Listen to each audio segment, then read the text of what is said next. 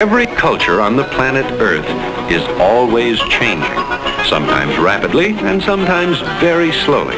The primitive native quickly adopts many of the advanced culture's tools, whose value is readily apparent to him. Another way in which cultures change is through invention and discovery. Every technological development brings about a greater or lesser change in the culture pattern. It can well be imagined what an infinite number of culture traits are bound up with a primary invention such as the wheel, and with a primary discovery like the use of fire. Such primary inventions and discoveries have made possible the immensely complicated developments of a technological age. But the inhabitants of planet Earth do not always welcome culture changes. There is often a resistance to anything different from the habits of the past. Julie, when I was a girl, we wouldn't have been caught dead with no more clothes on than that. My stars, what are our young people coming to these days? Oh, Granny, everybody dresses like this. Well, I don't approve of it.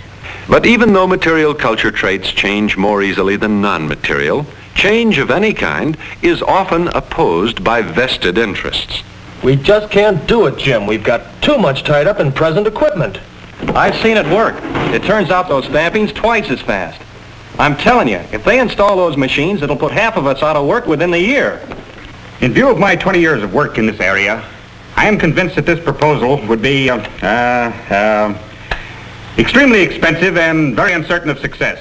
It can contribute nothing but confusion in an area already very much disturbed.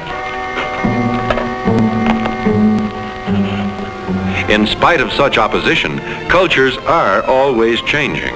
New ways of doing and of thinking gradually take hold. This is one of the most basic factors in every culture, since without it, the culture would die out. Thus, the individual himself is shaped by his culture, just as he helps to shape it. A culture which demands too rigid conformity tends to stifle individual initiative. Very uncertain of success.